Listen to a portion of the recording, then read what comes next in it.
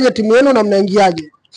Timu ya Simba imejiandaa vizuri, pamoja na kuwa kulikuwa rapture ndogo ambazo zilikuwepo, lakini Simba imejiandaa vizuri na tuna imani kwamba ile pitch ya Isamuhyo, Meja Isamuhyo ni pitch nzuri na ni kubwa ambayo inaweza iko wide wachezaji kuweza kutanuka na kucheza vizuri katika ile pitch. Ndio.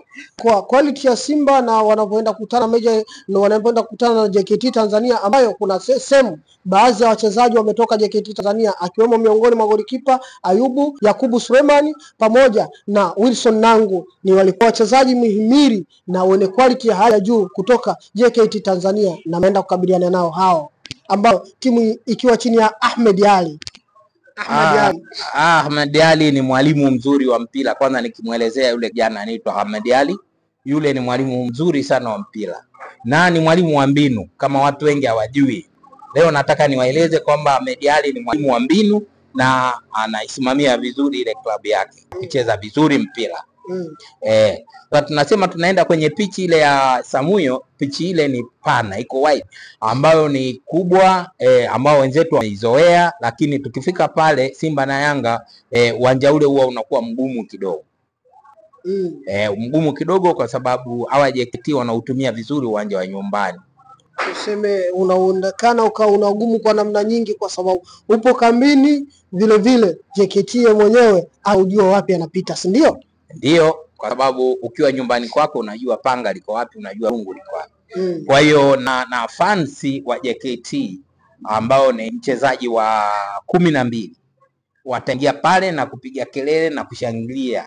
Kwa hiyo watawaongezea kitu fulani.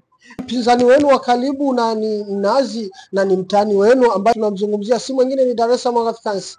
Yeye amecheza mechi 3 na mechi yake ya 4 ambayo anaenda kuicheza hivi sasa itakuwa ni mechi ya yeye na KMC ambayo inapigwa kwenye viunga vile vile vya KMC kama ilivyo nyinyi. Maana nyinyi mnaenda kucheza Meja Isamuhyo na JKT Tanzania, yeye anaenda kucheza na KMC kwenye uwanja wake KMC. Sijajua KMC mwaka huu wamefanya makosa makubwa, yani ya scouting na kufanya recruitment, kuleta wale wachezaji kuingia katika KMC. Wachezaji wale wa hadhi sio kubwa sana ya kuwatisha Young Africans. Young Africans wako vizuri. Niwaambie tu watu ambao wanaona jinsi wachezaji wa Yanga walivyoingia katika usajili wao. Nikimwangalia Mohamed Dumbia ni mchezaji mzuri sana, na huyu kijana anaitwa Celestine Akwa, nimemuona kijana mzuri, ana dominate, anapiga pasi nzuri tu, anapiga mashuti ya mbali. Kama mechi ya juzi nimemuona mimi mwenyewe akiwa anatumia mipira ya mbali. Kwa kweli nikimwangalia Shabalala nimemuona, na lile goli nimelikubali sana la mpira wa mbali alilopiga yeye mwenyewe. Ndio.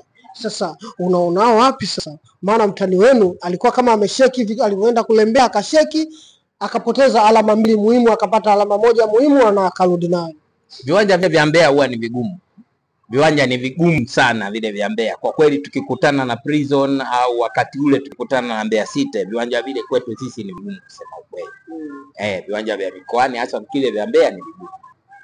Yanga unajua mpira ni science. Science ya mpira iko hivyo. Wale waliwaheshimu Young Africans.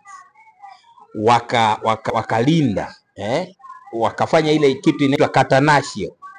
Maana yake linda nyumba yako, funga geti lako, alafu meza ufunguo.